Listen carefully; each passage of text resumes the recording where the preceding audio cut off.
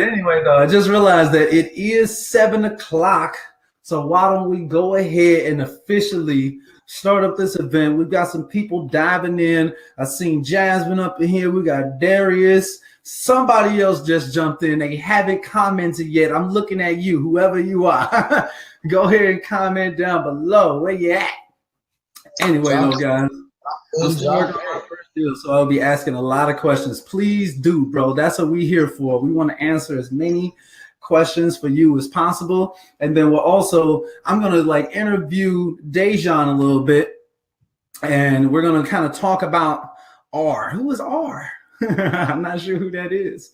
Anyway, though, what's going on, R? Nice to see you in the group the whole time. But anyway, though, so let me go ahead and kind of try to officially start this up. So, guys, welcome to the Wholesaling Mastermind Group. Once again, guys, we're going to be rocking and rolling today, guys. We've got Dejon Charles, who is out in Pittsburgh, Pennsylvania, guys, and he's out there killing it, absolutely killing it. We connected with each other, I would say maybe like a couple months ago. Was it a couple months ago? Yeah, right. Yeah, about a couple months ago, and I was giving him a little bit of advice and stuff like that. He was like, "Look, man, I just got my first deal. Like, where should I go from now?" Long story short, Dejon got like 8 properties under contract right now. He's killing it. He's staying in he has an office in one of the biggest buildings in downtown Pittsburgh now, guys. He's literally crushing it in wholesaling right now, and he had average beginners just like all of us, guys. He's not anybody that's like super special or using some type of fancy techniques, strategies, or anything like that. And that's why I wanted to bring him into the group today, to be able to talk to you all and give you all some advice on how you can get your first deal. And I'm going to ask him some questions I'm going to ask him some questions about how he came across his first deal and like the properties that he's working on right now. So, guys, if y'all pumped for this, go ahead and share that link, guys. Share that link. Let's get some more people up in here. Let's really, really get this rocking and rolling. Recently discovered wholesaling. Okay, I'm glad that you made it then. I'm really, really glad that you made it out to the event today. And if you have any questions, R, what's your whole name, R? Because it just sounds so strange calling you R. Anyway, so if you have any questions, though, definitely leave them down below, and we'll be answering as many questions as we can before we wrap this up, guys. So, Dejon, my man, you've been knocking it out, brother. Okay, Robin. All right, Robin. All right. So I'm just going to start off by asking you a few questions so people can get to know you, the man himself, a little bit better, So why don't you? All right. So why don't you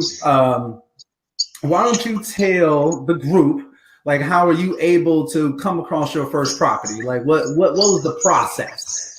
All right. Well, the way I came across my first deal, it was actually through a relationship. So it wasn't a marketing strategy, no marketing channel, direct mail, anything. Actually, I went to a networking event, a 3-day event at Fortune Builders, about Dan Merrill and JD and all of them.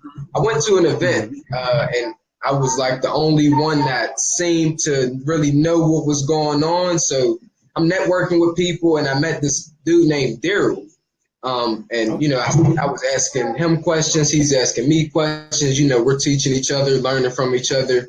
And we start moving, and his cousin is actually my partner now. He warm intro me and him. So we went out to eat, sat down, talked.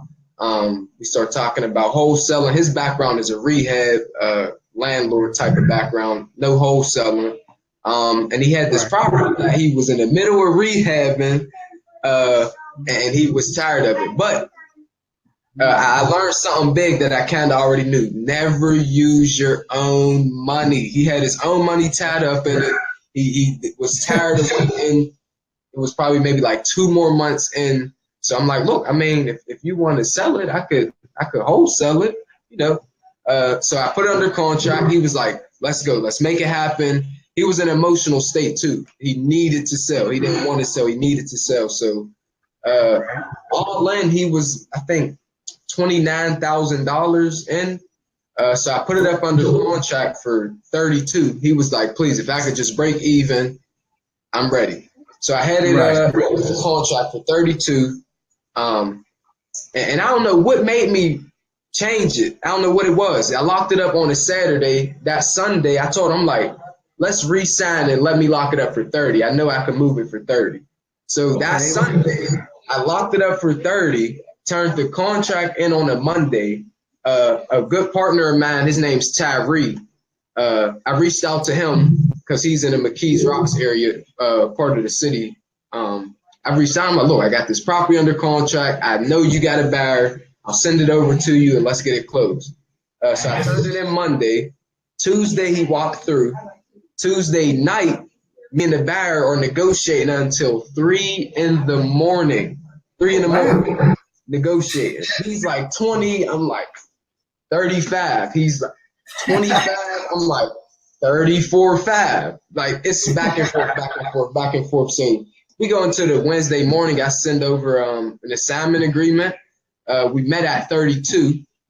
So Wednesday we turned the contract in. It was literally under a week. It was locked under contract and gone. So it was all under a week. And 29 days later, we closed. I made my first 1,000 in wholesale. Hey, you know, that's the right way. You know? Like, that first one may not be as much as the rest of them, but it's like once you know the process, then it's like, okay, I may have only made 1,000 off of this one, but I'm gonna make millions in my lifetime. Give you that confidence, man. I'm like, whoa, did I really just do this? Okay, all right, let's go. And I keep going ever since. I kept going ever since. Right. So Jasmine say, so did you do research on your market where you live?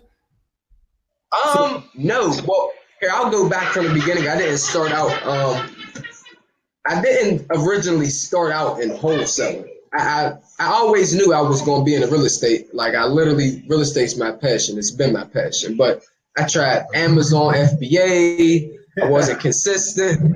Nothing's wrong. I know people, crushing it with FBA. I love FBA, but I know. I know. So I tried that out for a couple months. I'm like, no, this ain't it. It was March. March 26th is when everything really started going. This year, March 26th this year. I'm not years in. FBA is fulfilled by Amazon. FBA. So I started that. Didn't make no money. I wasn't consistent though. So then I'm like, okay, drop shipping. Tried drop shipping. That didn't work. So I said, okay, Shopify. Shopify didn't work. Okay, hold on. So look, I'm up until 3 o'clock in the morning, just looking around. And I've always had real estate, searching real estate. And for anybody that knows, Google knows reviews. So it showed this video, how to invest in a real estate with no money. I'm like, no way. Like I've been trying to start these businesses up so I could get money to, fund a rehab project. But So it's 3 in the morning. It's 3 in the morning. I got to be at work at 7. I'm watching this webinar. And I'm like, wait a minute. I think I could do this. So beat up the story. It was actually Dean Graziosi course. I bought it. I didn't close the deal from it. His course is decent. I'm not, slandering anybody's name. His course is decent. But then I had bought another course, Cody Sperber.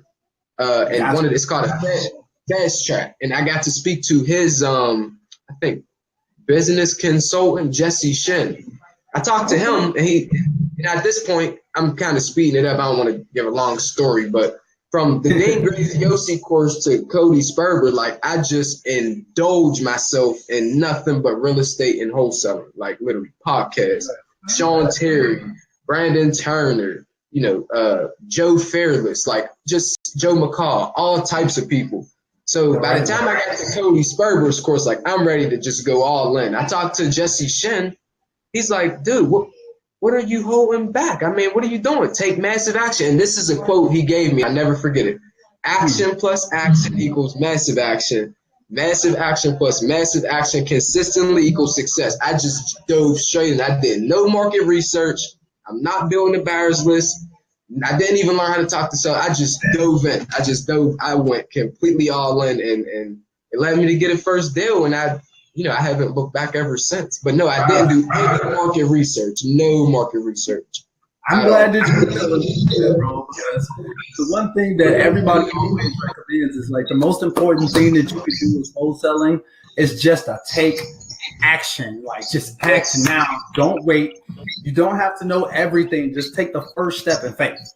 Just believe that you can do it and get yourself a decent mentor, somebody that can kind of help you along the way or kind of understands a little bit about it, that can kind of give you like little tidbits along the way.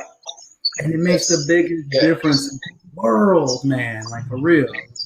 He said that this was actually earlier this year, Jasmine. This was just some months ago. It wasn't even that long.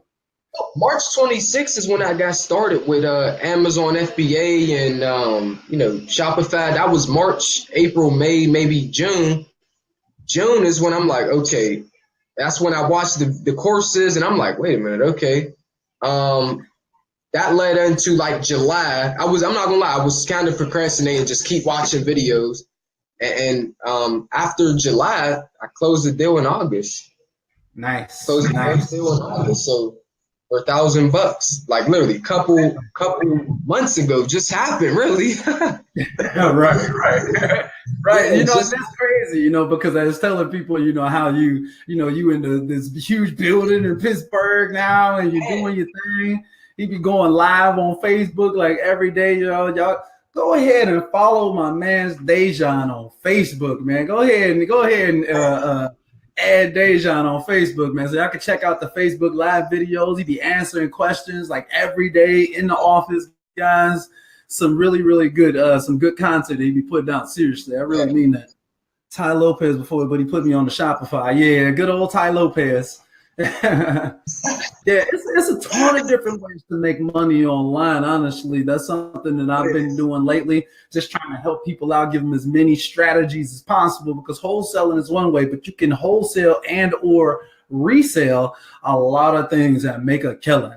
And honestly, like just reselling alone, you can get enough money to pay your bills. Wholesaling will take care of you for a few months at a time if you're looking for the right properties.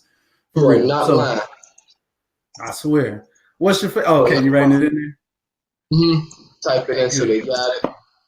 So yeah, guys, I hope y'all realize that like anybody can do this, man. Like, you don't have to, have any like super special knowledge or anything like that. All you really have to do is just take action. As Dejon said, like he got himself a course and then like got some more course, like got a lot of information. And I feel like most people that are even going to be watching this webinar, most of y'all have enough information already. And if you don't, go ahead and check out my online course if you want to, or go ahead and register for the coaching. And I got you. So you got options. And honestly, look, I'm not even going to lie. If you reach out to me on Facebook, I'm going to give you the whole game. Not to mention my entire strategy is for free. On Facebook, on YouTube. You just go to my YouTube. Literally everything that I do from point A to point Z is all there for free. You don't even have to pay $1. But if you want somebody to actually kind of help you put it together, you can go ahead and apply for that coaching right there, guys. So, and it's just really as simple as that. You got somebody that's going to help you along the way. Trust me, you're going to make it. Trust me. In fact, actually, go ahead. Good. What are you about to say? Oh no, I was just saying, honestly, the courses, like, they taught me a lot, but there's so much stuff that I literally was Googling on the way of getting the deal on the contract to, okay, what do I do with earnest money? What do I do with the title? Right. Like, no course really could teach you what, like, you will learn by just diving in. Right. Honestly. Experience is always the best teacher. I try to tell people that, That's why taking the massive action is important, guys. Take massive action. That's where it's at. So, hey, also, I see it's a couple more people streaming into the event, guys. Go ahead and let me know that you made it, guys. Go ahead and say something.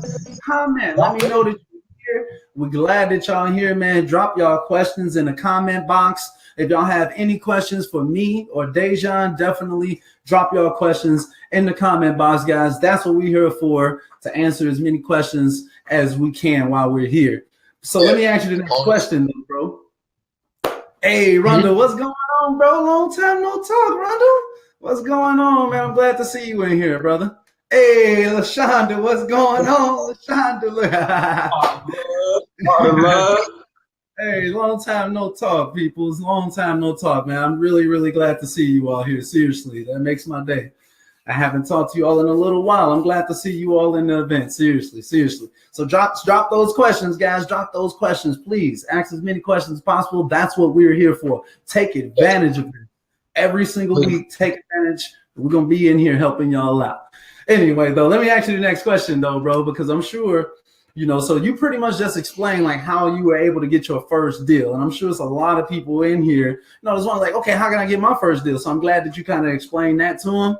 Yeah. So, but like before we got on here, you were telling me about this this probate situation that you got going on right now. I just wanted to see if you could just give them a brief overview of some of the stuff that you got going on with this probate deal. But before you do that, though, let me just tell you all like what a probate deal is. So pretty much a probate deal happens like when a family member or someone passes away, pretty much. And then the courts have to decide like who's going to get this property, pretty much. Or it's not necessarily even like, I'm pretty sure it's just when someone passes away. I'm not exactly sure, but I know that's like the most common not only.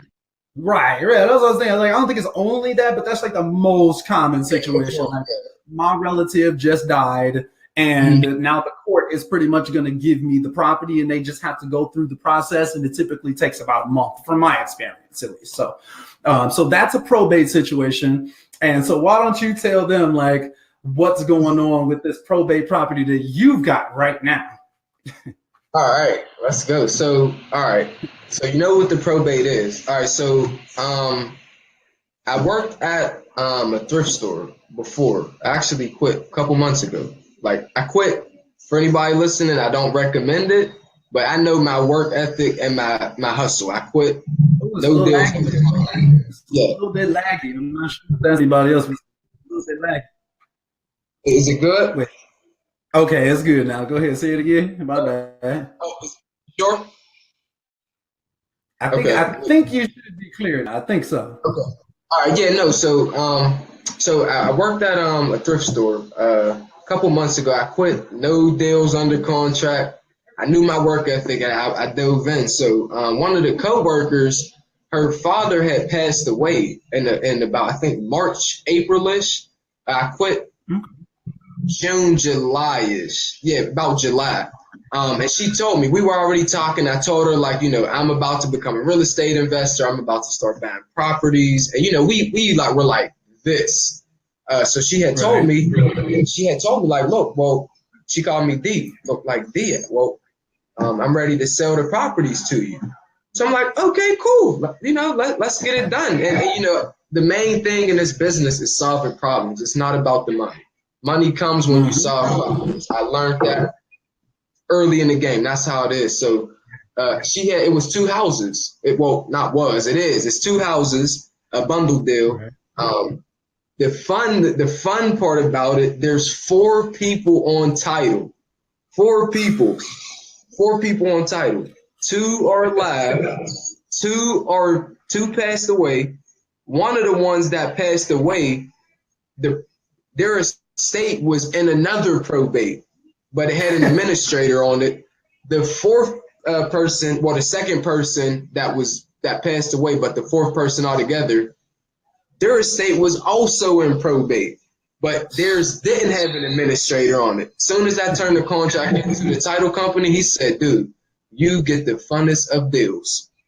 He said, you get the funnest of deals. So I'm like, okay, well, let's set it out for 30 days. We could close in 30. He said, let's just set it out for 45. I got it under contract August 31st. It is November 14th, and we still didn't close on it yet. Probate. So the 2 people that left, they're, and the family is cool. The family is, there's not in cahoots or anything. But one of the family members that passed away, the estate wasn't settled, but it was her mom. So it's like her daughter and her mom. Her mom's estate wasn't settled. So she had to get appointed to settle the estate. So it's like 3 probates and 1 probate. It's August 31st. We got it under contract. So, you know, I didn't start marketing, and this is bad. Always market. Once you get it turned into the title company, blast it.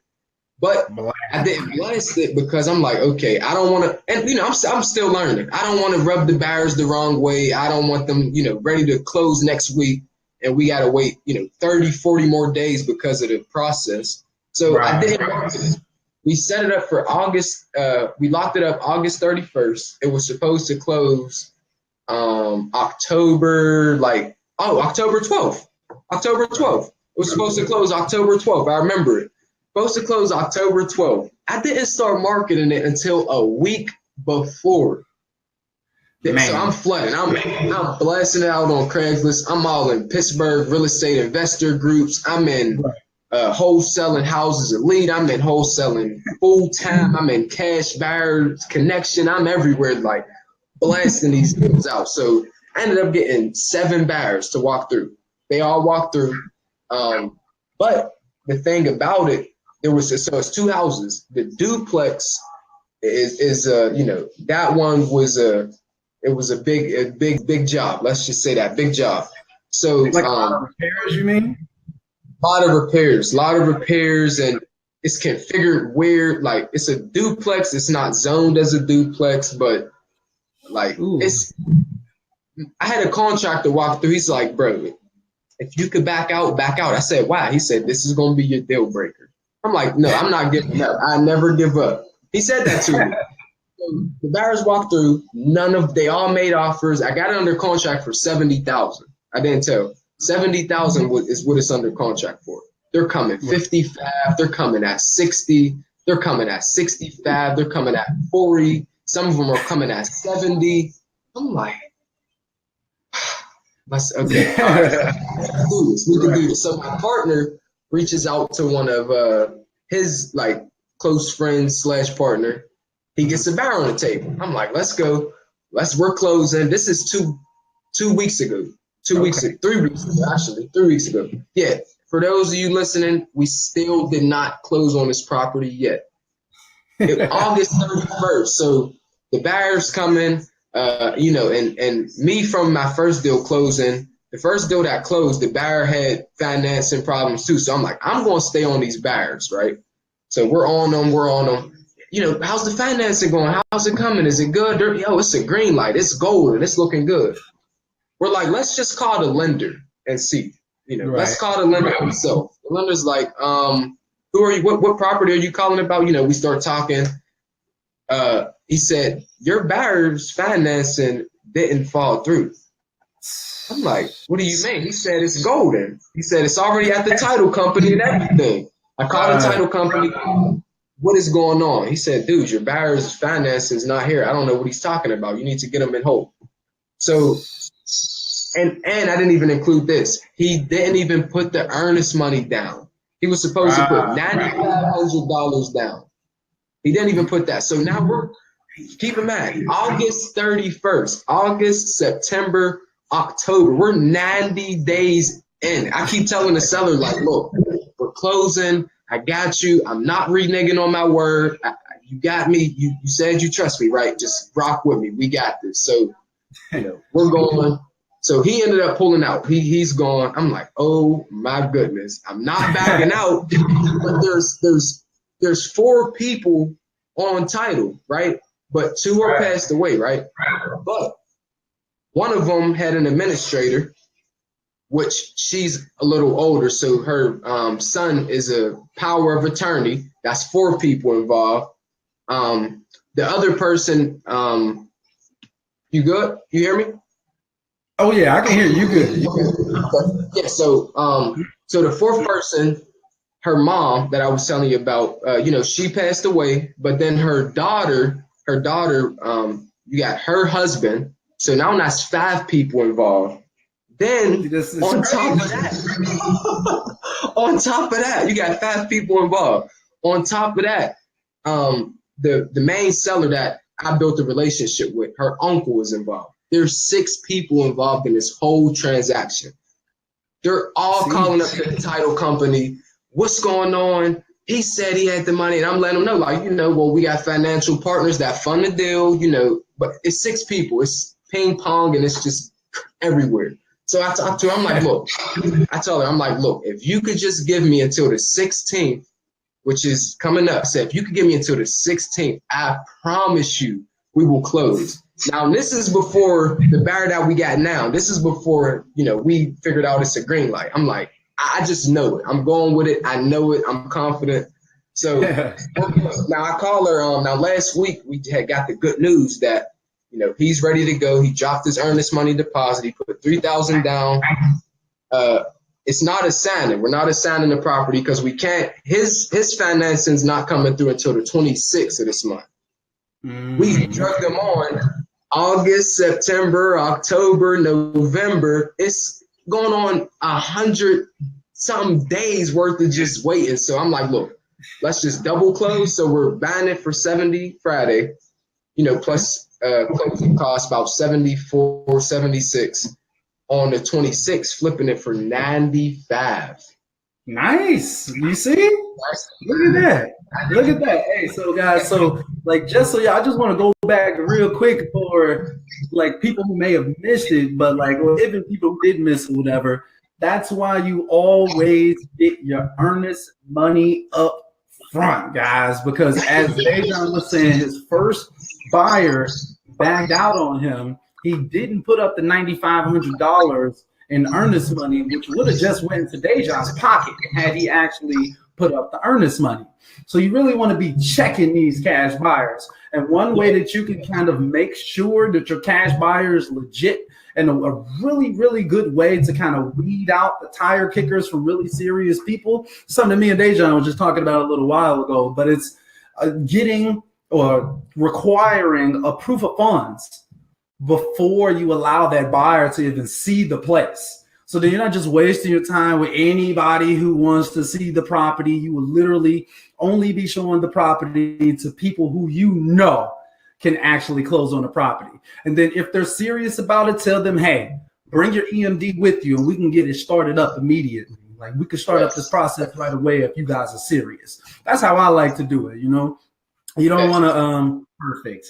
At I Flip Houses. Damn, you said you got an OG Instagram, man. Somebody may buy that from you. That's nice, man. Anyway, but yeah, so guys, I just wanted to mention that that's extremely important, guys. I don't want you all to be doing this work. You see, Dejon has had these properties under contract for nearly 120 days, but he's about to cash out and make nearly $19,000, guys. So it don't really matter how long it takes, as long as you stay committed, determined to the cause. You don't accept no for an answer, and you make it happen, guys. Trust me, it'll happen for you, and that's real talk. Yeah. So hey, like Deja, I tell you, man, look, you see, he out here. You know what I mean? He just putting in that consistent work. Yeah, everybody hates tire kickers, Robin. I swear. So. It's for real though, guys. I just want you all to really, really listen to what he said there about how his buyer, kind of flaked on him. He's been putting in work. He's got this very complicated probate property. And it's not just probates. You can come up with a lot of properties that got a lot of baggage. Let's just put it like that. So the probates are definitely one of them that tend to have a little bit more confusion than others occasionally. So keep that in mind, guys. If you're looking for probates, it can get kind of complicated, especially if that person had a lot of relatives and, their will is kind of just up in the air. And that's what happens when you don't have a will. Your property ends up in the probate process. So always have a will, too. If you have your own property, have a will. So then you don't have to have your family going through a probate process for real. Make it easy for the hopeful self to pass away. You know what I'm saying? Anyway, though, so and so you're gonna be. So you said that you've got it under contract for 74, was it? Yeah, 74. And you're gonna be assigning it for 95. 95 on the 26th. Nice, man. So are you all paying the closing costs? Who's gonna be paying the closing costs? We actually one of the terms, okay, so I didn't even tell this part. We got a transactional funder, gap funding, bridge loan. There's multiple different names they go by for those who don't know. It's basically a hard money lender that's just letting you borrow money for, usually it's on a double close, it's a couple hours, maybe a couple minutes, but this one is a weekend, maybe 8 days, 10 days maybe. So 70,000. So he's going to pay the closing costs. We got the whole loan out for the acquisition and closing costs. Nice. So that'll go down Friday. And the points will wrap around on the back of the loan. So once the deal closes, the points that we put it up, we'll pay it back on the end. So it's pretty much like no money down. That's pretty much no money down. Right. That's a sweet deal, man. Yeah. Hey, Q, I see you, bro. Okay.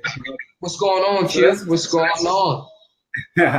So that's what's up, though. That's what's up. That's what hard work does, for real. Q, by the way, Q is actually my client in Chicago. They just got their first deal, not just under contract, but they just got it signed today, guys. They got their buyer to go ahead and sign today and got substantially more than what they were even expecting to get, guys. And they've been working on that property for at least a couple of months. So, guys, it may take a little while sometimes, but that's why you keep your pipeline stocked with as many potentials as possible. Never just get the property under contract and then just only start focusing on that. That's the worst thing that you can do. So as soon as you get anything on account, you talking to something, never stop. It should be an always process. Always be closing. ABC. You know what I'm saying? So always be talking. I learned that the hard way. That was the one for 32. That was the first deal closed. That wasn't the first deal under contract. I had a 3-2 under contract. I had a 2-1 under contract. There was like 5 different houses that I made. It just slipped. I'm like, okay. But I kept going, man. I'm like, I know this is it. And you know what? I had buyers interested for the properties. It's just the situation with the property or the condition. It's just something. But man, you put enough grit and you really grind, I promise you'll get it. But the key, fill the pipeline. We were focused on one property. That one almost flaked. But now, it's just grind time. We make sure there's many properties going under contract, talking to people, just in case if it flakes, we're good. So tell people that wasn't here at the beginning, how many properties you got under contract right now? For anybody that wasn't first started. We got 2 in Lawrenceville. I'm not sure if anyone's from the Pittsburgh area, but this is just how I'm easy for me to remember. We got 2 in Lawrenceville. We got 3 up Mount Washington. 1 in Mount Oliver. That's 6. And we got another one in Lawrence. Okay, so that's 7. Yeah, we got 9. We got 9 actually. We got 9 because one of them's a bundle deal. So I counted it as 1, but technically it's 9 properties. But so we got 9 under contract, turned in. And actually we got 9 under contract. I'm waiting for 3 contracts to come back tonight. So look at that. Friday. Yeah, you know what? DocuSign's amazing. Listen, this is my first out-of-state deal. He lives in Oregon on a whole other side of the country. He's like, okay, so Craigslist. I'm on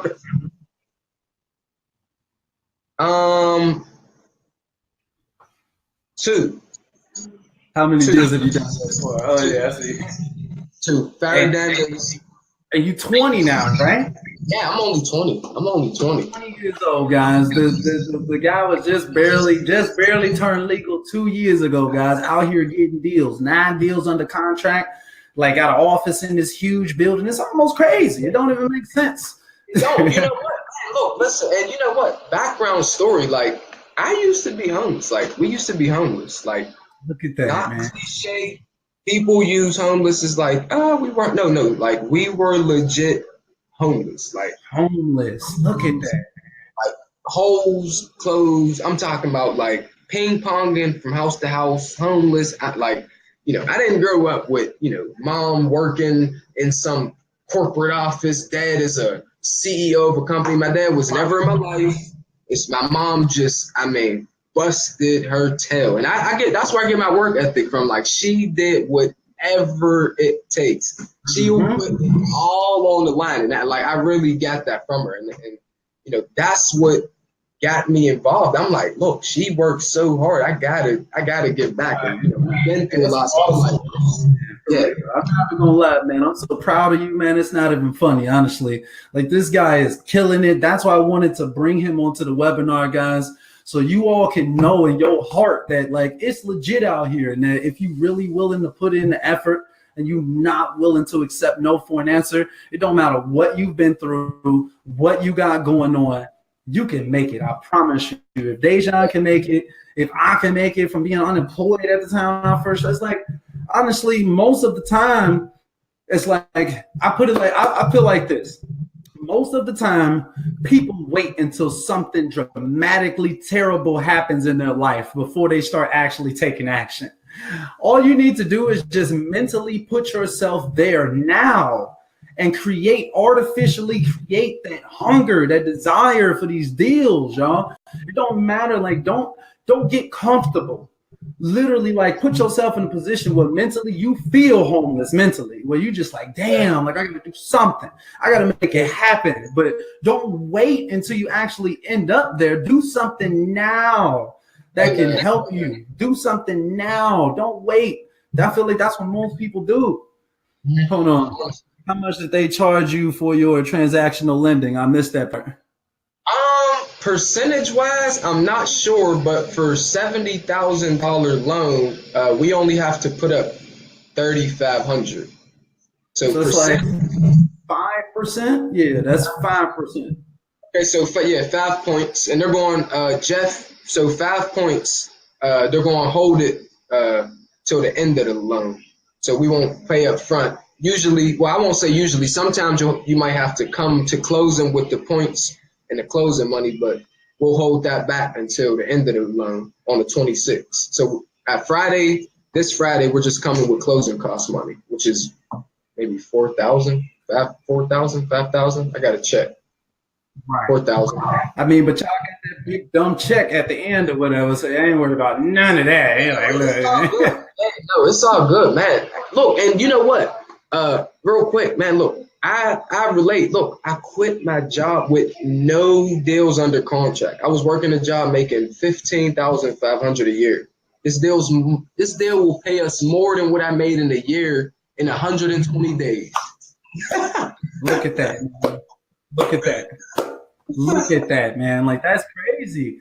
To me, it's crazy. Like, honestly, guys, like, man, this is where it's at, guys. This wholesaling is where it's at, man. I swear, man. It's like, it's unbelievable. I was telling Dejon, like, before the session started or whatever, that, I'm looking at a deal myself right now that could potentially net 60, guys, 60. So it's all about the area as well, like, definitely look into areas that are going to actually pay. That's one thing. So I just want to mention one thing or whatever, so people understand. Like, my best advice to everybody watching this: stay away from the hood. Do you hear me? Do yourself a favor and purposely go find areas that are decent suburbs that people actually want to live in. That it may not be as many properties there, but that's the whole point. Like, you want to find places that people actually want to live at. Don't waste your time trying to go look for these properties in the hood just because there's 40 vacant properties around there. Like, don't do that to yourself. You're going to end up wasting months of time if you only focusing in hoods. You're going to be wasting months of time. And then by the time that you actually get something, you're barely going to be getting anything. I would rather put in 3-4 months of work for potentially $20,000 of a come up than putting in, 2-3 months of work for like $1,000 or $2. What am I gonna do with that? What am I gonna do with $1,000 or $2? $1,000 or $2,000 in like 2 or 3 months of work? It's just not worth it, guys. So do yourself a favor, stay away from the hood. Trust me. I just want to mention that. I feel like that's so important. I feel like so many people, it's like no matter what I tell them, they always end up looking in the hood regardless. It's just like, oh, skip what he's talking about. I'm looking in the hood, you know? So that's gold. Find the worst properties in the best neighborhoods. Don't vice versa. Don't find the gold nuggets in the hood. Don't do it. It's not worth it. Right. You don't want that. So Darius, yes, by the airport is actually decent. The only thing that's bad about Midway is that it's typically a lot of noise around there. So, you know, you kind of got to think about that when it comes to airport, like properties near airports. The value sometimes, a lot of times, go down because they're so close to the airport. So kind of keep that in mind. And plus, like over by, like hood, right? In the hood, you can get quick deals, Rondo. That's true. Like you can get quick deals, but it may not be as much. I feel like you got to know that you got a buyer in that area. And that goes for just any deal in general. That's niche. Don't go look in any area, period, unless you know you have a buyer. I think that's the main message. So I'm glad that you actually said that, Rondo. Actually, I'm really glad that you said that, because that's the most important thing, really.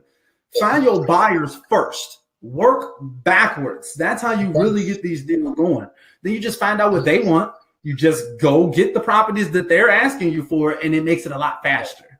If you're doing it the other way around, you're going to be running around in circles all day and night. I promise you that.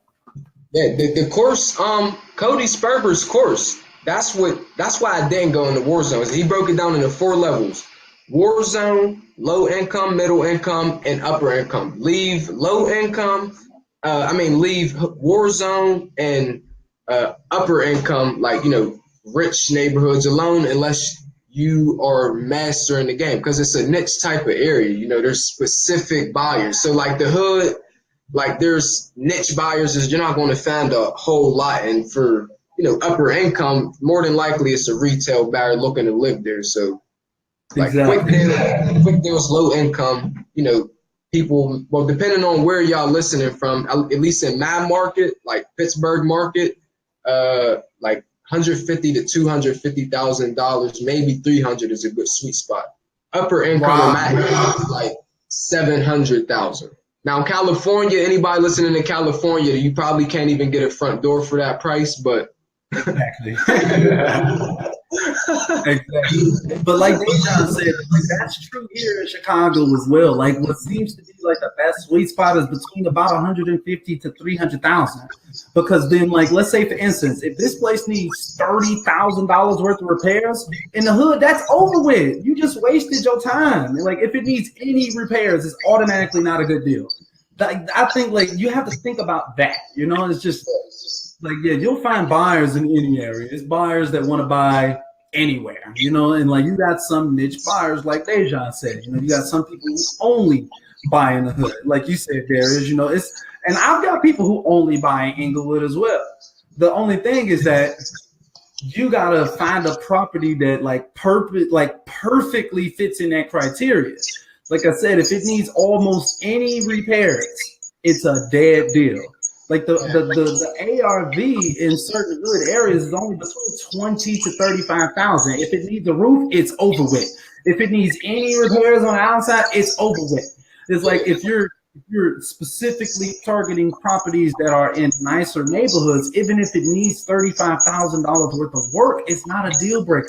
So I think that you have to consider that. You have to consider, and then not only that, I mean, like, do you want to be making $1,000 at a time, or you want to make $10,000, $20,000, $30,000 sometimes? I guarantee you, if you're in the hood, you will never make $30,000 on one deal. It's just not going to happen. The property doesn't even cost $30,000. How are you going to make $30,000? It's never going to happen. And I don't want y'all to just be working just to get a little bit of extra money. Like, are you trying to do this for real, or you want to do this on a little level? You know what I mean? Right. I feel you though, Darius. I'm not gonna lie. Don't get me wrong. I'll take some low hanging fruit too in an instant. You know what I'm saying? I'll take some low hanging fruit. Don't get me wrong. But I just feel like when it comes to the hood, you have to be extremely selective. That's the key. So I'm not Honestly, trying to like deter anybody, you know, but at the same time, just be selective. Don't put yourself in a situation where this property needs all of this work, or if it doesn't need work, then it's probably already at retail. They're probably not trying to let you get a discount, and it's not enough spread there. So honestly, anyway, I just kind of want to put that out there. I want to hear you. I want to see you all win. You know, fundamentals, man. Look, like the fundamentals that like I'm like me and my partner that we hold to the business, move fast and at least have 50 buyers on it. You're not gonna get that in the hood. Not in this, not my city, not my city. Pittsburgh and Belsuver and Homewood, there's not 50 buyers looking to buy. So yeah, if we gotta move them fast and that's really the key, honestly. Like we do, like see me after this deal, I'm not gonna lie to you. I've been indulging myself in the county building for probates. Like now I'm kind of like mastering probates. My partner's a foreclosure person, but like now I'm like I got probate attorneys that I'm cool with. Like I'm talking to them. I'm down in the county building. They know me. They're you need here, come on. Like so now like that's different though. But as far as like niche type areas, I wouldn't really mess with those. Not really. Yeah. So, you know, actually, Max Maxwell, I think that's his specialty is probates as well. So you're definitely on the right path, brother. You're definitely on the right path. My personal favorite stream is our absentee owners. I feel like I get a mixed bag with absentee owners. I get a little bit of everything. So, I mean, but honestly, you always really want to focus up on like one particular kind of distress situation. What are you about to say, though? I gotta say this while it's on my mind. I'm not trying to promote or nothing, but like anybody who doesn't have Autogirl, get it. Actually, I didn't even tell you. Next week on what's next week? The 23rd, Friday. Friday the 23rd. We're going to go check out a property. It came from the list. I called and I told you the opener how I use, and we could get into that if you want me to. But I called her. She's like, "Oh my gosh, I'm so glad to hear from you. Come check it out. We ran numbers. It's a good deal." That came from Ed Hayes Autogirl system. Please get it. It's worth it. It's worth it. I couldn't make this stuff up, y'all. I swear to God, I could not make this stuff up. The leads that you're going to get, guys, if you sign up for Autogirl, if you get some leads from me, even if you just do a one-time event, guys, I promise you those leads are quality. Like, in fact, no, I was about to say that Q actually got his deal from there, but it wasn't from there. But we're actually talking to 2 more people. The deal that's potentially 60,000 that came from Autogirl. So it's like, look, guys, if y'all want to get it, Autogirl is where it's at, guys. I had to say that. I'm 100% transparent with you all too, because I don't want to think that it's like some random system that I just made myself. To be 100% honest with you all, guys. The system that I use is actually called like REWW, if I'm not mistaken. But honestly, it's like $1,300 for the system. So I make it easier for you all to be able to get these leads without having to spend $1,300 a month on the software. You know what I'm saying? So it's not cheap. And just like off one deal, you're going to make substantially more than whatever you pay for your leads or whatever. And I'm selling for 10 cents a lead, guys. I'm down there giving them away because I want to see y'all win. So holla at me if you need those leads, guys. But I just want to disclaimer when it comes to the leads right now is that I've sold so many. I'm almost sold out for this month. I'm not even gonna lie to you. I just want to be honest. I've got like 1,000 leads total left for this month, and I need some of them myself. So the first person to get the next 200, that's it, guys. Until next month, the whole time. Once they sell out, they just gone.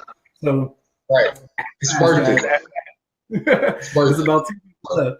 What's Autogirl? The leads you was talking about last time. So Jasmine, the Autogirl system is just the leads that I can get for you. So if you purchase leads from me, I can get you buyer leads, I can get you seller leads, and I'm selling them for the extreme low to all of my clients. It's only 10 cents a lead, guys. 10 cents a lead. But I can only give up to 1,000. I realize that I can only 1,000 because so many people want them. So I can only give up to 1,000, but I can get you 1,000 leads for up to $100. You know what I'm saying? And Autogirl is pretty much my system where the leads just come automatically. So say, for instance, you wanted 1,000 leads. I can send you 250 fresh leads every week straight to your inbox. You don't have to do a whole bunch of scouring, looking for leads. All you got to do is just pick up the phone and start calling people, and you will make money. but always call your buyers first. Know that you got somebody that want the property first. That's the key. Like, and then once you make relationships with those buyers, ask those buyers like, hey, which areas are you interested in? Which types of properties are you interested in? Once you find out that information, tell me and let me know that you need a list, and I'll grab you that list. And then you can also get yourself some house hunters, some cold callers, some acquisition managers, and let them know which areas to be targeting as well. So it's really just as easy as that. Hold on, let me answer some of these questions real quick. I see them coming in. As a wholesaler, is it a problem not to put up earnest money? And will I ever need a proof of funds for myself to present to the seller and get the seller under contract? I got something for you, because and maybe this is really why it's called little to no money. I'm still learning. I know you're going to correct me if I'm wrong or right. Look, we don't put earnest money down. Why? Because the $2,000 that the seller wants, we make our buyer put $2,000. We make a match or deposit, so we don't put money down. And as far as proof of funds, me personally, how I'm learning and like from talking to Ed, like if someone needs to sell a house, they don't want to see proof of funds. Really, agents, people that want, I've never had anyone ask me for proof of funds until I called an agent. Can you bring me proof of funds? They don't. You got to think about it. People that need to sell, like probate, tax delinquent, fire damage, code violation, they just need the property gone. They don't really, they don't want to get taken advantage of, and you should never want to. But proof of funds is the last thing on someone's mind. I think you asked me that question before, like when we first started talking to each other. I did. That's what I said. I'm like, I got this one. And I remember I told you, like, look, if they ask for proof of funds, they just aren't motivated. So Darius, proof of funds, yeah, that is a document that states that you actually have the money in your account to be able to purchase this property if it came down to it. Right. So, I mean, and at the end of the day, like Dejon just said, honestly, in every situation that I've ever actually closed on the property, these people haven't even wanted no proof of funds. So I feel like if you ask for proof of funds, you probably not motivated enough from me, for real. Right. I mean, because I want quick, fast deals. I'm not trying to be working with your attorney and doing all this stuff with a realtor and all of this stuff. It's like, look, me as, like the buyer in this situation and them, the seller, you know what I'm saying? Like, look, that's all it needs to be. We about to make this happen. I'm about to solve your problem. Like Dejon said, for real. It's like, if like people who really, really need to go, they're not looking for nothing extra. All they looking for you is to tell them that you about to give them X amount of thousands of dollars. That's it. Like no proof of funds. I feel like, honestly, that's almost like a deal breaker. Like, damn, you asked for proof of funds? You asking for EMD? Like, forget about it. Like, you're asking for too much. But if someone does ask you for EMD, though, like Dejon said, and I've recommended this to other clients as well, just have your buyer pay for it. They have to put down EMD to get the property regardless from you. So just have them put earnest money down, and then you put that earnest money down on the property. Just as simple as that, guys. As simple as that. You don't even have to overthink it, honestly. And then I think Jasmine asked another question. Hold on. You know what? I don't have anything to do tomorrow. I'm just getting up and looking for some kids. That's what I'm talking about, Jazz. Take that action, sis. I swear. For real. Like, I would recommend hopping on Craigslist. I could potentially get you a list of buyers. Jazz, reach out to me. I got you. I promise. Reach out to me. I'm going to make sure. You good. Where did they get that from? You could get it from a hard money lender. There's people like Best Transactional Funding. You can Google it too. I Googled it for the agent that I'm telling you about. Can I see proof of funds? I just heard up in Google, proof of funds, besttransactionalfunding.com. They'll print you out a little piece of paper. It looks cheap, but it works. But honestly, like Ed told me, hold on, you just start lagging out a little bit. Hold on. Hold on. Oh, wait, say that again. Because you kind of lagged out a little bit. Say that one more time. And no, like I was just gonna say, like you told me, like Ed told me, like, look, if someone's asking for anything like proof of funds, a line of credit, they don't need to sell. They want to sell. And you know what? Real quick, while we're on this topic, one of the things that I ask to position, I say So Mr. Ed, look, it sounds like this is something that we could make, we could turn the process into a year, or does this sound like maybe you could get this done in 30 days? And they say, oh, well, we really don't need to. I say, okay, cool. So how about I just put you in touch with an agent? Why didn't you list it already? Just see. Right, exactly.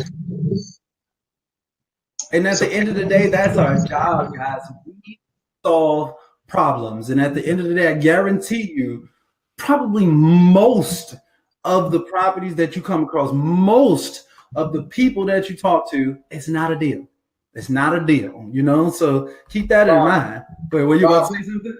No, I was just going to say, because I wanted to address it earlier. Robin, we are not wholesalers. We're investors that wholesale properties. Wholesale is just a strategy. You can't be a strategy. But never tell anybody you're a wholesaler. That will bust the deal, I promise you. But see, and also another thing, wholesaling, real quick, not to get technical, but I think people should know you're just a principal of the contract. You're not representing. You don't have a buyer. Don't tell any seller, I have a buyer. Please don't do that. You will get yourself in trouble. Just tell them, I'm a real estate investor looking to buy properties. If they say, well, what do you do? Hey, look, Mr. Joe, I buy properties with the intention to redevelop them. If the numbers don't make sense that way, we might keep it as a rental put it in a rental portfolio. Or you know what? If that doesn't make sense, we'll just bring a financial partner on the deal. Never say wholesale. And it's crazy because you see wholesale like florists and wholesale jewelry, but it's just that word. I don't know what it is about the word. Because I think a part of it is because housing, just like real estate in general, is such a personal thing. It's like people have been living there for years, and it's like it's a house, it's a home. Like you grow your family there, and you got somebody calling you talking about I'm trying to get your property at the cheapest price possible so I can sell it and make a ton of money off your property. That's what they think. When you say I'm a wholesaler, like, yeah, thanks for ruining your own deal. That's pretty much what happens. Like you turn people off. So never call yourself a wholesaler. You always say, I'm an investor and I have other investor partners or some around those lines as well. Like that's I would never call myself a wholesaler on the phone. That's like the worst thing that you can do. And Robin, like you were asking, you said like when you approach a buyer, can you get the cash buyer to provide that? But I had someone say that if cash buyer have proof of funds, then he has no need for the wholesaler. That is absolutely not true. I mean, at the end of the day, like you're getting that person a great deal. If they want it, they're going to show proof of funds. Period. I make people show proof of funds to see the properties that I have under contract because I'm not about to waste a moment of time with a quote unquote cash buyer that doesn't have a proof of funds. Unless I know that buyer already or I've established some type of relationship with them, period. You're going to be showing proof of funds if you want to see this property. So if I'm making people show proof of funds, trust me, you can ask your buyers to provide proof of funds for you to be able to get the property under contract, for you to be able to lock it up, whatever it may be. And especially once you build up that relationship, then it's like some of your buyers may even be expecting that they have to, provide that proof of funds if need be. And like I said, if they're serious cash buyers, that's not a deal breaker. I promise you it's not, because they want the property and like people get invested. Like Q, I'm not sure if Q is still in here, but Q can tell you all that like when a person gets invested into the property, they will literally overpay for it. Just because like they literally just got a buyer today to overpay by nearly like $8,000-9,000. The property value is actually at like 25 probably. And this buyer was like, okay, well, I don't want this other person to get it. So I'll pay $34,000 total is what this buyer is about to pay for a $25,000 place. It's like, so you don't have to worry about like serious buyers. Let's put it like that. If they serious, they're going to make it happen for you. I love these webinars. I took the whole dinner and learned some great information again. I'm glad. The right way, Jack. The whole time. Okay, find a more motivated seller. Yeah, Rob. What if they ask you directly? Talking about, Darius, when you say, what if they ask you directly? I just want to make sure, bro. And then let me see. We just talked about that one, What's that? Hold on. Let me get there. Have you ever did a deal with a person who financed Oh yeah, we just talked about that. So honestly, like I'm staying away from people who financing. Like we not messing around with no financing the whole time. We want to stay away from it. Say that again. One before that from Rundle. Oh, did I miss it? Hold on, let me see. Should I get good at cold calling? I'm currently struggling at getting motivated selling before hiring. Oh my God, Rundle, bro, you just asked the most amazing question. Okay, I'm glad I did. Thanks for telling me. So, Rundle, that's a great question. If you all didn't see his question, he asked, should I get good at cold calling? I'm currently struggling at getting the motivated seller before hiring a VA. So, guys, oh my God, that is like the best question. So, what I recommend, honestly, from the jump, get yourself some cold callers. Honestly, like that's my best advice. That's all. Anybody that's actually in my coaching, y'all already know. Like from day one, I told you to get some cold callers. If you got my coaching, I told you to get some cold callers. Seriously. Yeah. And like when it comes to the cold calls, the reason why, guys, is that not everybody is like me and Dejon, where you could just get on the phone and like build up this great rapport and stuff like that and be like great over the phone. Not to mention, most people don't have like either, like that phone skill. I don't necessarily want to call it skill, but like you're like just able to build up that rapport and feel comfortable over the phone, especially when you first doing it. It's like nerve-wracking, like because you don't know what to say, you don't know whether it's gonna be right. There's so many things. Like you feel so nervous when you're gonna call people. So here's what I do. I put out an ad on Craigslist. I mean, not on Craigslist. I'm sorry. I put out a job posting on Indeed. Okay, guys. And this job posting is for inside sales representative. That's what I call it when I put it on Indeed. And if you all have my contracts already, or if you have the files from my website, then you can just copy and paste, guys. It's so easy. You just take out my city name, put in your city name, and you put the job posting on Indeed. Everybody gets paid commission. You don't even have to hire a VA, Rundle. I promise you. You don't even have to hire a VA from the Philippines or something. You can get you a real life, very experienced closer cold caller for free. Everybody gets paid commission. So like, here's how you do it. And I can help you do this, bro. Reach out to me. Once I told y'all, man, it's like, look, all y'all got to do is reach out to me and I got you. I'm going to make your life so easy if you reach out to me and just ask questions like, look, what should I do? Da, da, da, da. So here's what I recommend, Rundle. Here's what you need to do. Go ahead and I'll probably even just send you the document, bro. I want to make this easy for you. So I'll probably just send you the document so you can hire on your cold call, and pretty much it's going to go like this. You're going to put it on Indeed. It's just going to be hiring inside sales representatives. And then like you'll end up getting on an interview with them. You definitely want to get on the phone with your cold callers because you need to make sure that they can actually call people and that they don't have like a speech impediment or don't sound confident over the phone. And pretty much you kind of just want to go through your seller lead sheet with them. And you just want to make sure that they sound comfortable and confident over the phone. And pretty much if they do, you can also get on a live call with a potential motivated seller, bust out a list and make some calls and have them get on the phone with you so they can actually make the call pretty much. And you'll just be listening, trying to verify that they're actually doing the job appropriately. And then great question, Darius. I'm glad that you asked that because at the end of the deal, I pay them $1,000 per deal. But they have quotas, guys. So it's not like you just paying these people on a commission basis and then hoping that they stay on. When you give them that quota, that motivates them. So they have a quota to get between 2 to 5 deals per month. Not only my cold callers, my acquisition managers have that same quota, and my house hunters have to bring me properties as well. And if they don't, they get fired. It's just that simple. So pretty much your cold callers will pay for themselves.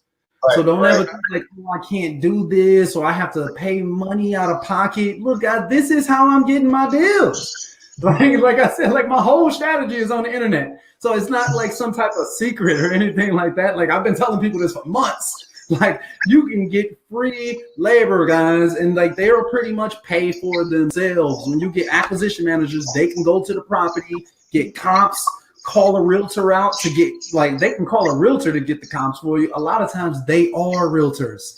You know, oh, and cold caller. Wait, you said AM cold caller? What's the difference? Oh, acquisition manager or cold caller. Great question. So the cold caller, I'm literally all they're doing is just calling people all day. The acquisition manager, once the cold caller gets off the phone, so the cold caller ends their conversation like this, like, hey, Mr. and Mrs. Seller, in about an hour, like within the next hour, I'm going to have my acquisition manager call you back so they can schedule a time to go view the property. Why don't you tell me a few times that can work for you? And then from there, like, so the seller is going to give them a few times that can work for them. You have your cold caller call your acquisition manager. You have them take a picture of the seller lead sheet that they just filled out on paper. So they're filling it out, hand filling it out as they're going along. They get all of the questions answered from that seller lead sheet. And then they take a picture of it. They shoot it to the acquisition manager. And then they call the acquisition manager, be like, hey, acquisition manager, I just got off the phone with Mr. and Mrs. Seller. She seemed really motivated.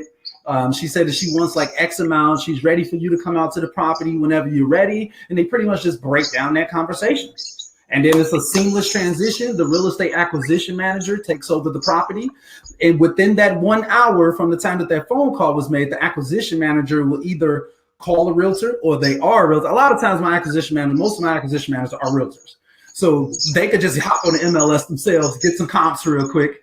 And then I'll have them call out a contractor and meet them at the property. So they want to schedule a time for the contractor to meet them at the property with the seller at the same time. Now it's a 2-for-1. So now you done got the property checked out by an actual contractor who could potentially do the work. You've gotten your comps on it. You've had your acquisition manager go to the property, get a video, some good pictures, and all of that good stuff. And then pretty much you got two options. You can either give your acquisition manager the right to sign on your behalf so they could be putting properties under contract and disposing them for you. Or you can have your acquisition manager contact you once they talk to the seller, once they actually go out to the property and they've gotten the comps already and they've got the repair bid and things like that. Then they could just call you and be like, hey, Ed, I've got everything taken care of pretty much. It looks like a go. It fits within our investing criteria. Just let me know whether you want to move on it or not. And it's just like that. It's pretty much just like that. What's the fee for acquisition manager? The same thing, brother. I also give them $1,000 too. So put it like this though, Darius. When I have multiple people doing it, then I just increase my investing criteria. So like if you're doing it by yourself, if I'm doing it by myself, the minimum spread that I'm willing to take is $5,000. If I have my acquisition managers, my house hunters, and my cold callers involved in the deal, then the minimum spread that I want is $10,000. Once again, they're paying for themselves.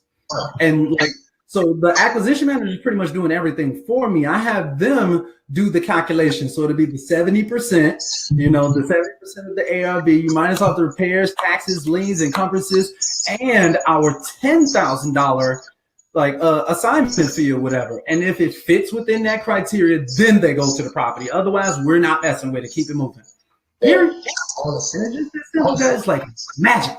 Right. And sign contracts all day and get paid. I learned this just because I told you before when we were talking, one of the strategies that I'm using for the cold calls, like it's positioning. It's like, hey, Ed, this is Dejon Charles. Are you the owner of 123 Main Street? Cool, I want to buy it. Like me, I'm calling them, hey, Ed, you got a problem. I got a problem. Man, Mr. Ed, 123 Main Street, why hasn't it sold yet, man? Everyone around you selling top dollar. Tell me why yours hasn't selling. Ooh, I love it. I absolutely love it. That's a great way to start off these conversations. So if you all didn't hear that, let's sit up harder next time. Look, guys, for real though, that's a great strategy to get on the phone. Like, hey, you got a problem. Yeah, they're like, oh my God. And they're like, look, man, you the only one not selling. Everybody else out here jugging. Where you at? And even for voicemails, people always tell me I hang up. I don't. I leave voicemails. Hey, Ed, Dejon Charles here. I got that check we talked about for 123 Apple Street. I forgot how to spell your last name. Call me back. I get everyone to call me back. Everyone calls me back when I leave a voicemail. Even if they're calling me back to say, look, I'm not interested in selling. They don't call back like, oh, piss off and it's all about positioning. Like Just be different instead of like, Dejon Charles calling about da-da-da. Hey, Dejon Charles here giving you a call about that real estate issue we talked about. I need to talk to you before 2 o'clock or my girlfriend's going to be mad at me. Call me back. You see? And that's why this guy has 9 properties under contract right now, period.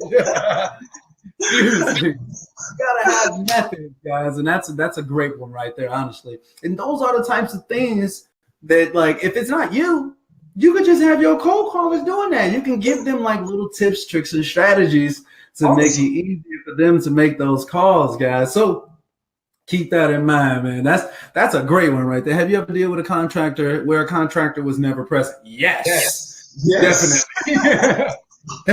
Sometimes you kind of just got to guesstimate the repairs, but it's not that you have to. Sometimes it's like at the end of the day, the person who's going to buy it, they're going to do their due diligence regardless. Right. So, there's going to be plenty times that you're going to be doing like closing the actual deal without the contractor actually coming to check it out. It happens, like sometimes that your buyer wants a property in this area. They're willing to put in the work, and that the offer that you gave the seller, already that it'll work for your buyer, and that the repairs aren't too major, and you can kind of, after you've been doing this for a little while, you can kind of just estimate it in your head. Hey, you know what? A jewel that me and my partner did, anybody that's listening, please take this and run with it. Like, we went to, well, first off, like you told me, understand your buyers, know what type of stuff they want. So we know that. We went to Home Depot, Lowe's. I forgot the third one.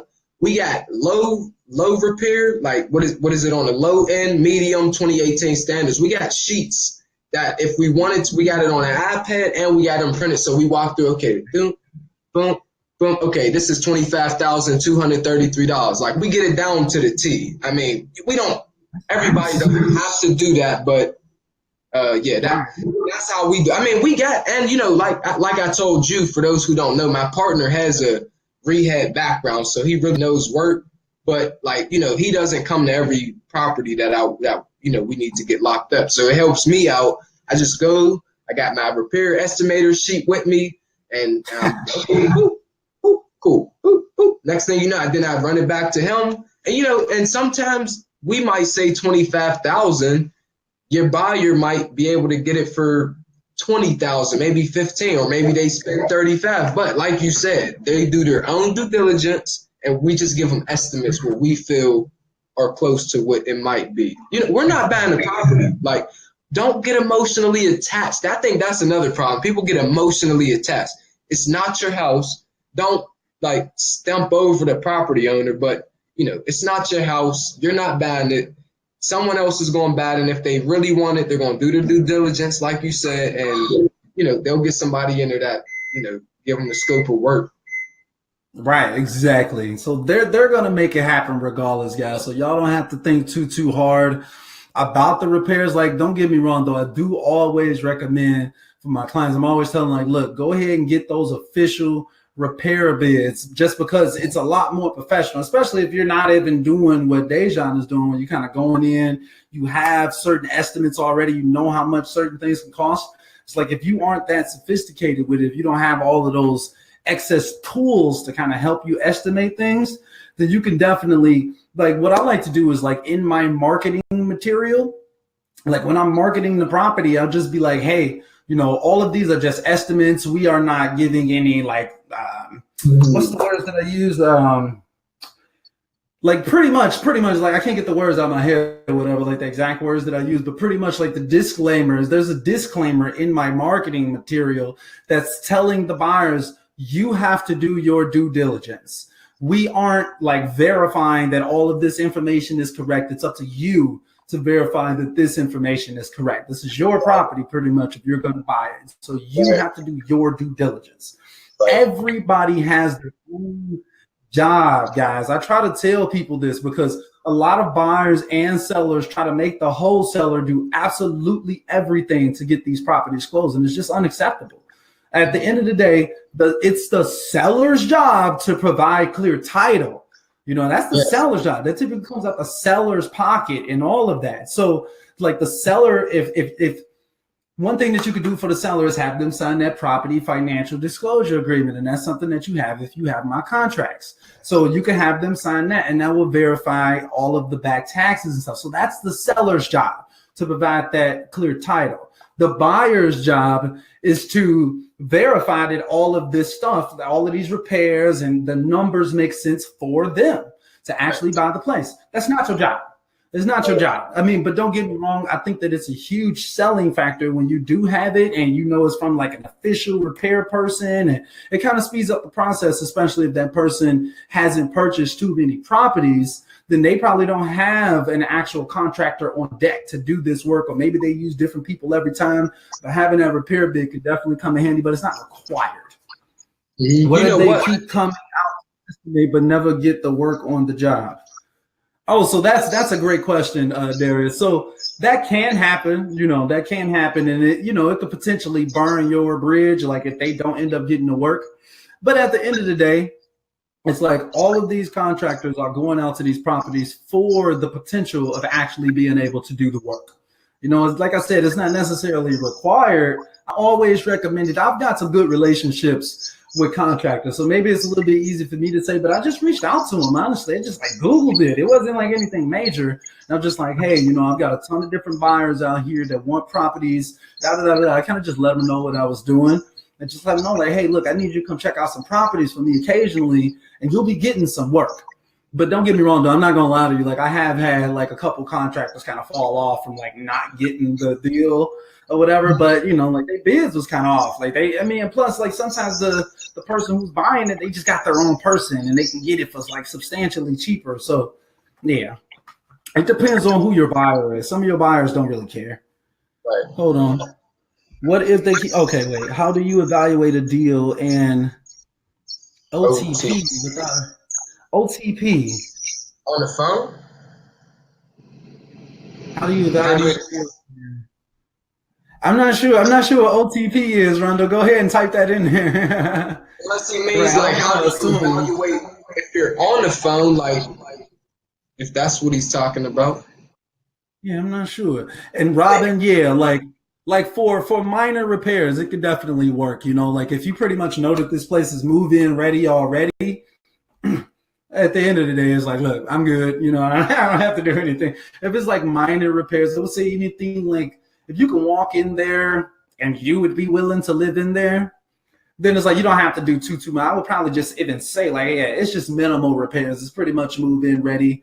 So yeah, you guys, man. Wait, what time is? Oh, snaps. Okay, I didn't realize it was so late, guys. We're probably gonna be wrapping this up in like the next 10 minutes. I just want to throw that out there right now to let you all know that we're going to be closing it up in about the next 10 minutes. So I want you all to ask any questions that you all may have left.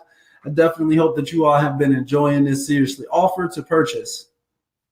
Okay, how do you evaluate a deal and offer to purchase without repair? So great question, Rondo. Great question. So I always have an estimate. And like I said, like when you've been doing this for a little while, you can kind of estimate it. You know what I mean? Like, okay, well, it's going to be about 50 grand at least. Like this place is out of there. A lot of times you go into a place, maybe it's a realtor showing you the place. You know what I'm saying? Maybe it's like this person's family, maybe it's listed right now, but that person is willing to take it off. I'm going to just give you an example because I literally just saw a seller today. I literally just went to a property today and I like met this realtor there. Like sometimes you get to the property and the person is showing you, whether it be the seller or like the realtor, the person next door or whatever, they're telling you everything like, yeah, you can break down this wall, this and that. And, with about $200,000 worth of repairs, this property can go for $800,000-$900,000, That's what an actual realtor was just telling me earlier today. And me knowing that he knows the market or whatever, I'm like, okay, you know what I mean? I'll take your word for it, you know what I mean? But you can also check your comps in the area. So it's like you can know like what a property can potentially sell for still needing repairs. One thing that I like to do is hop on realtor.com and I'll purposely look for properties in the area, and like I'll look on the pictures of those properties, and if they don't look like they're repaired, bang, there you go.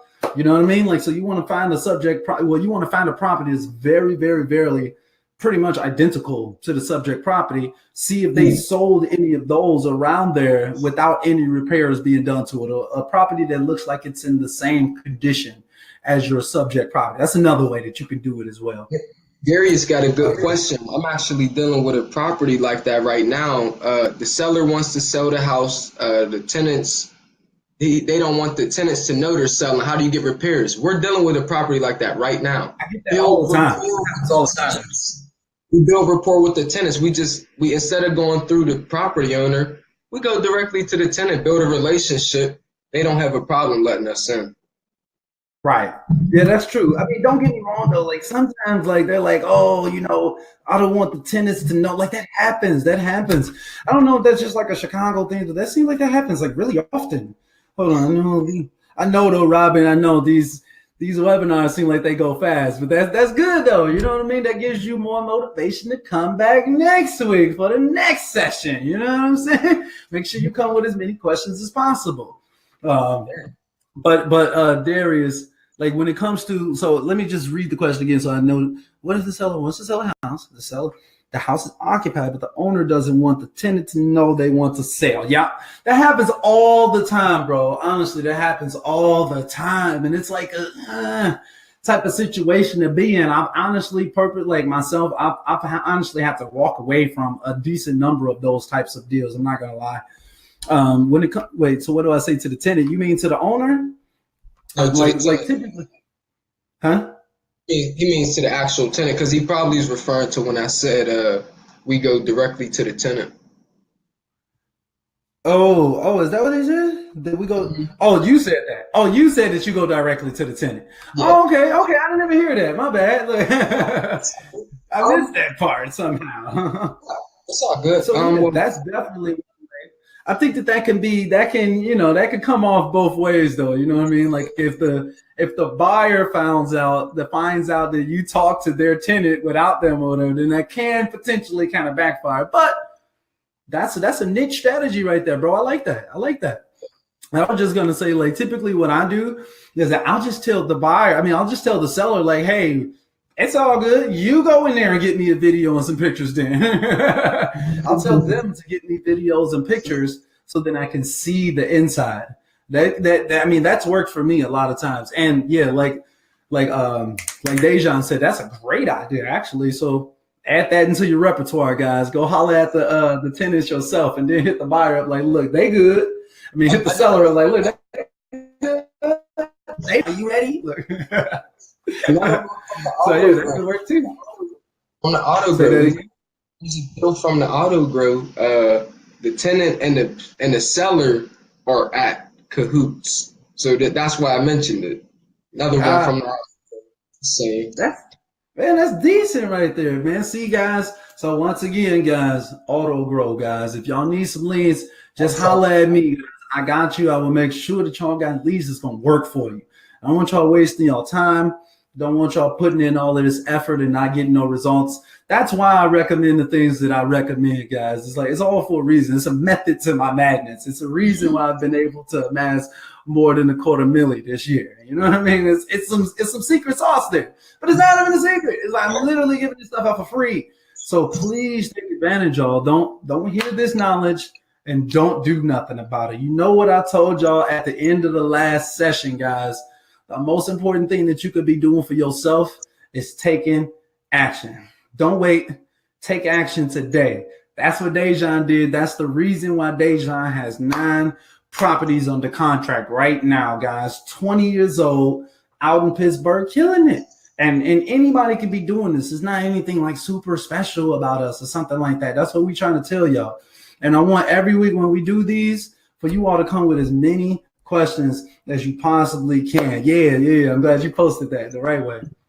For real though, guys. And if y'all need those contracts, like I said, check out the website. Rundle, if you still up in here, I'm gonna shoot you some documents tonight. I want you to win, brother. For real. So I mean, but anybody else though, for real, like if y'all need those, like everything is on my website, guys. I got so much free stuff, all these templates, ebooks, courses, all types of stuff, guys. But it's all free. And if you all want to learn something, you can do that. But honestly, take action, guys. Don't wait. There's no need to wait. Only pay cold call and acquisition manager with a deal closes $1K each. Yes, ma'am. As long as you're a ma'am, I'm sorry, because I think Robin can go both ways. Well, I'm sorry if you're not a ma'am. Forgive me. Anyway, though, but yeah.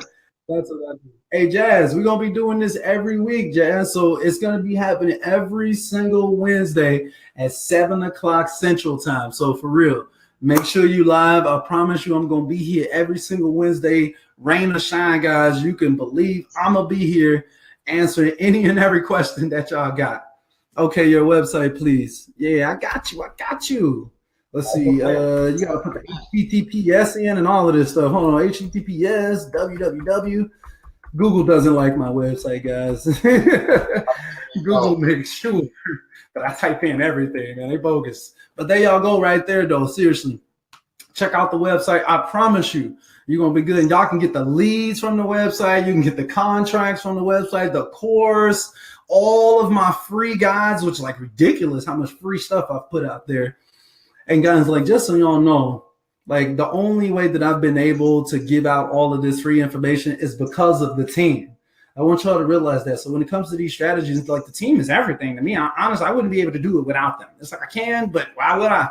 So get yourself a team, guys, for real. That's the only way I'm able to actually put out all of this all of this content for you guys and to do these webinars and stuff like that, because I've got house hunters out there. I got cold callers making phone calls for me. I got acquisition managers signing contracts for me.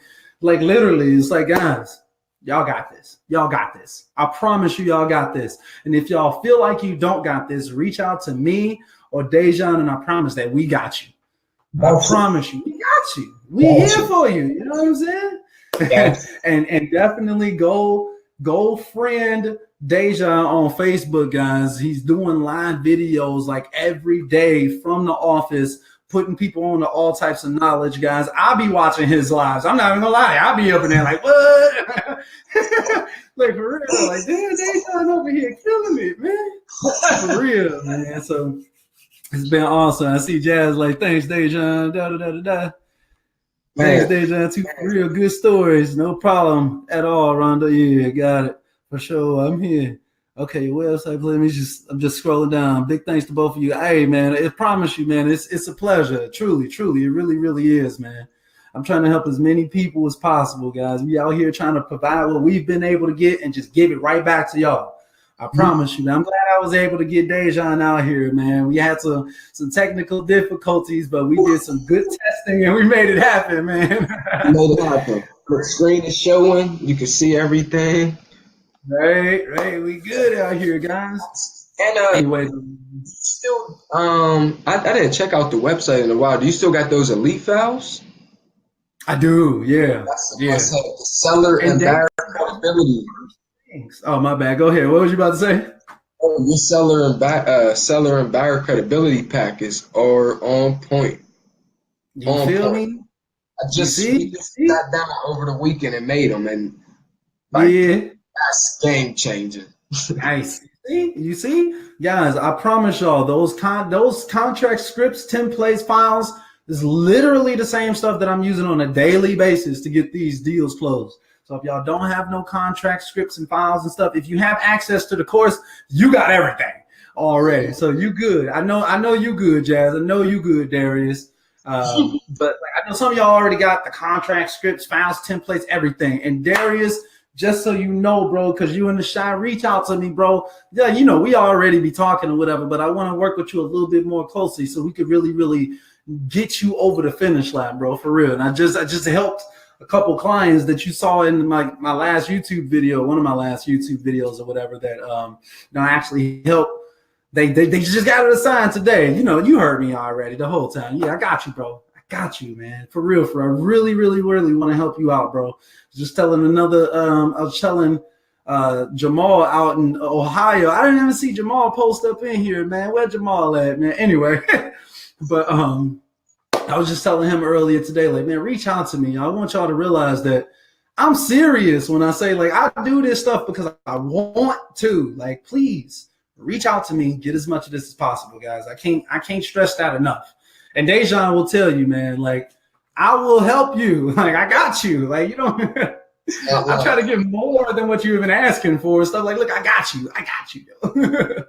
Yeah, Let's see. Hopefully, I'll be split screening soon. My man, Darius, that's what I'm talking about. I'm here too on the side. Oh, yeah, Robin? Okay. Hey, look, reach out to me on the website. Like, as soon as this is over, for real, Robin. As soon as this is over, like, even right now, go add me on Facebook and we can get a little chat going or whatever and kind of see what's going on. In the building. I know, right? For real. We nationwide out here, you know. In the building. So yeah, though, y'all. But yeah, anyway, though, y'all, we probably about to go ahead and close this up. Mm-hmm. But man, it's been one heck of a webinar this time, man. I've been pumped for this for a little while. I'm not even gonna lie. Ever since Dejon signed up, I'm like, oh yeah, this is gonna be good. This is gonna be good. So I hope that you all enjoy this, man. 2 jewels. Say that again. I got 2 jewels before we go. One, it's probably like not a jewel, but it is a jewel. Take massive action, and a must-read book besides your book, how to close 2 to 5 deals a month. The Compound Effect by Darren Hardy is the best book I read, and I got a nice little library. I'll put it in the comments. The Compound Effect, huh? Oh my goodness, that is literally one of the best. It's literally not even one of. It's the best book I've ever read. I'm not lying to you. I'll put it in the comments right now. I'm about to Amazon that in like the next 10 minutes, just so you know, he just got another sale thanks to you. You should have an affiliate link. I'm just saying. Look. I recommend that book everywhere. Nice. Don't have to tell me to. Hey, I hear you, Rob. I hear you for real. That's what I'm talking about. Audiobooks are regular. I would check out the audio book if it was me, but that's just me. But did you get the book or did you get the audio when you checked out it? I got the book, but if you go on YouTube, that's actually where I listen to it first. It's free. On YouTube it's 3 hours. But if honestly, the book itself is only not a couple pages, it's like 70 to 100 pages, but oh my goodness, it basically just a 1,000-foot overview. It's just about stacking small wins. Mm-hmm. I like that. I like the sounds of that. I'm literally just copied that and I'm pasting it into another screen right now. So forgive me, y'all. I'm out here. Look, I don't be playing, man. When I find out knowledge, I'm taking action. That's my whole thing, guys. Y'all already know, man. Y'all already know how I am. I'm always, look, just take action. Just take action. Don't wait. What you waiting for? Take action. That's all I be talking about, guys, is taking action. So y'all got it, guys. I just typed it in myself. Check out that book. Dejon is out here dropping gems on you, man. Hey, but seriously, though, like Dejon said, though, guys, takes some action. Wait, what I missed? What happened? There's an audio book or something? The Compound Effect. She's like, wait, what I missed? Jazz. So Dejon was just saying that he said that the best book that he ever read, he was trying to drop a gem on the group or whatever. He said that the best book that he ever read was a book called The Compound Effect by Darren Hardy. And I just popped it up in another. Yeah, it looked like it. I seen that the thing went down by 1. I was like, I wonder who that was. But anyway, he said that was the best book that he ever read. I just popped it open into another screen. I'm probably about to purchase that myself or download it on Audible. I got like 3 credits on Audible, so I'm going to utilize that tonight. It's definitely like the best book. I've read Brendan Bouchard's High Performance Habits, Millionaire Success Habits, Dan Graziosi, The Go-Giver.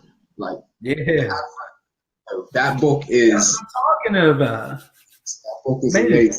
Obviously, a couple more books then for y'all since Dejon throwing out book gems. You know what I'm saying? Let me go ahead and throw in a couple myself real quick. So, guys, what I would recommend checking out, one is The Magic of Thinking Big by David Schwartz. That's one of the best books I ever read in my life. Like, it changed my whole perspective on life after I read that book. And then me personally, and everybody that know me knows this, I probably already told you this, the very best book that I've ever read in my entire life was Think and Grow Rich by Napoleon Hill. I honestly believe that every human on the planet needs to read that book. I believe that should be required reading for every human on the planet. Think and Grow Rich. I think if everybody knew that knowledge, that the entire world would change. Like, that's how serious I am about Think and Grow Rich. That book be damn near put me in tears every time. Every time I read it and stuff, I'm like, damn, man, that's too good. I can't believe I got this knowledge and like other people don't realize this. So check it out, guys. Think and Grow Rich by Napoleon Hill and The Magic of Thinking Big by David Schwartz. If y'all looking for some books, and The Compound Effect by Darren Hardy, check it out, guys. Like, man, we out here dropping gems. I hope y'all listen. One more. I'm typing it as we speak because this doesn't even go in a category. It's literally its own book. Starting with Why by Simon Sinek. Remember Jesse Shin I was talking about earlier? Yeah. He told me if your why doesn't make you want to cry, your why is not strong enough. Yes, man, that's deep, man. That's deep. Starting with why. With why. Oh yeah, you know, I had the option to read that book and I didn't get it. Like I was gonna get it and I didn't get it. The whole time. I love Simon Sinek though. I'm not even gonna lie. Like he's the man, for real. He's huge. I like him. So look, I'm about to check that out too. You know what I'm saying? So let me go ahead and just type that in. Copy that. Look, I don't be playing out here, y'all. Look, I'm not playing. Look, I don't know what y'all doing, but I'm about to grab me some new knowledge. Anyway, though, y'all. Anyway, so we've actually been live in this broadcast for over 2 hours now. Me and Dejon, that is. We've been out here, guys. And we trying to give as much knowledge as possible, but as always next week, guys. So make sure that y'all tune in next week, guys. These crowds are going to start getting bigger and bigger and bigger every week. I think this week we maybe had like 10 or 11 people at peak time or whatever. Next week is going to be ridiculous. Then the week after that is going to get more and more, guys. It's going to be ridiculous. So make sure that y'all join. Y'all can automatically register for the next one. Maybe you could tell them how to do that, Jazz, because you seem like you're the only person that was able to automatically register for the next one. So maybe if you could just tell them how to do that real quick before you dip. All right, peace, y'all, and love. Hey, sis, man, you know it's always love, man. That's my sister right there. Good old Jazz, man. Good old Jazz. That's sis right there. Yeah, me and Jazz got a long history, man. I've been doing jazz for like 15 years now or so, something like that. Yeah, well, now actually she's out in Las Vegas now or whatever. So, yeah, she's trying to get me out there, man. She's trying to pull me in, man, to Nevada. No, they ain't got no taxes out there, man. She be so convincing. I'm like, damn, man, I might have to leave the shy. I'm not going to lie. But anyway, though, y'all. You right? But yeah, though, y'all. All right, man. I'm gonna go ahead and shut it down, man. I'm not gonna lie. It's been hot tonight, man. I've been loving it. I'm loving the process, man. I can't wait until next week because we're gonna get it popping again. And like next week, it's probably gonna be a different special guest. Maybe it'll be Dejon again. Stay tuned and find out, guys. The whole time. You ain't gonna know until you know. You know what I'm saying? I don't know. I just got some info on my email, literally accepted it. And here we go. Okay, never mind there, Jazz. No worries. No worries at all. Anyway, though. All right, though, guys. Woo! We're going to go ahead and wrap it up. Dejon, man, thanks for coming on. I appreciate you. Everything you. Seriously, man. You are, I told you, man, anytime you need testimonials, like literally probably every message has one in there. I'm not gonna lie, this guy gives the best testimonials in the world. I'm like, damn, your testimonials is lit. Like, for real though, man. And he's just being honest. Like, I don't have to pay him for this. This is not a paid event for Dejon. Like, he's just here, you know. So trust and believe, guys. Like, I couldn't make this stuff up if I wanted to. Like, people are seriously out here getting deals. We out here changing lives, people. I swear to God on everything I love.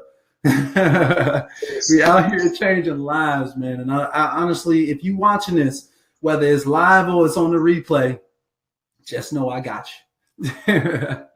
Anyway, though, guys, it's that time. All right, y'all. Y'all be easy. And until next time, once again. All right, y'all. Boom. All right. Income and event. Here we go.